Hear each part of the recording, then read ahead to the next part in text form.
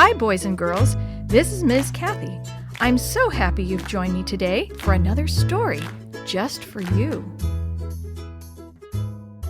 Face to face with Pharaoh. Moses still wasn't sure if he could do what God wanted. What if the people of Israel don't believe me? He asked. What if they don't believe you spoke to me?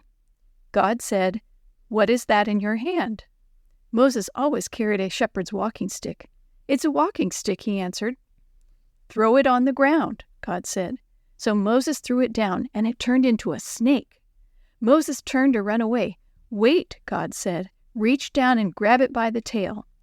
Slowly, Moses stretched out his arm and grabbed the very tip of its tail. It turned into his walking stick again. Imagine the look on Moses' face. Then God said, "Put your hand inside your coat." Moses did. When he pulled it out again, his skin had turned white and gross with a disease. God told him, "Now put your hand inside again."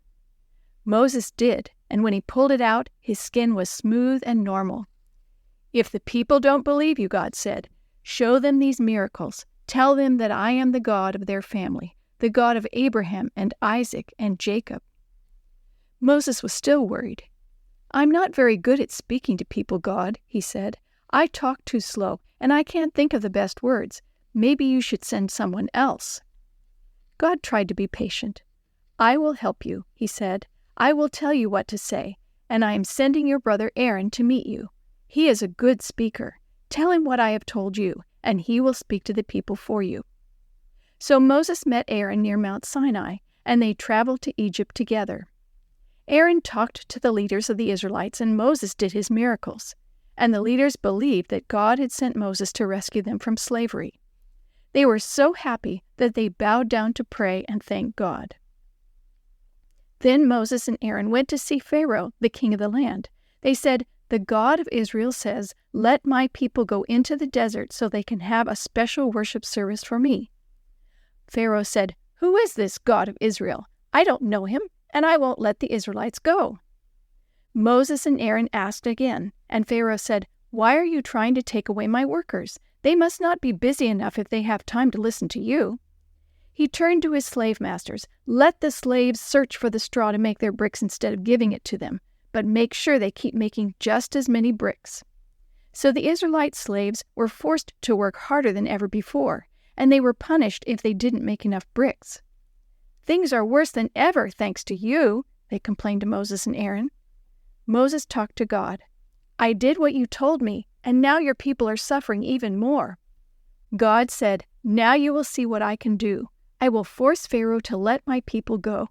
I will set my people free and lead them to the land I promised to Abraham and Isaac and Jacob. I will give the land of Canaan to them."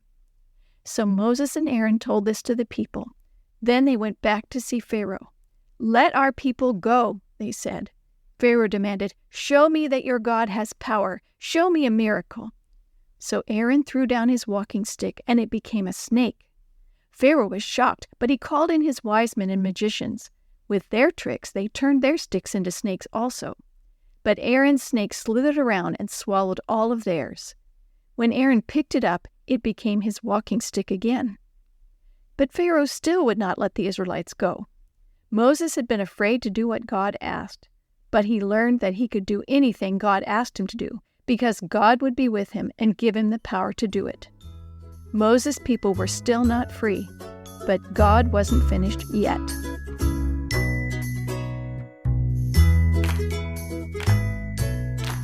The story you have heard today is from the Shoebox Kids Bible Stories, written by Jerry D. Thomas and used with permission from the Pacific Press Publishing Association. If you're interested in any other books published by the Seventh-day Adventist Church, please visit AdventistBookCenter.com or call 1-800-765-6955.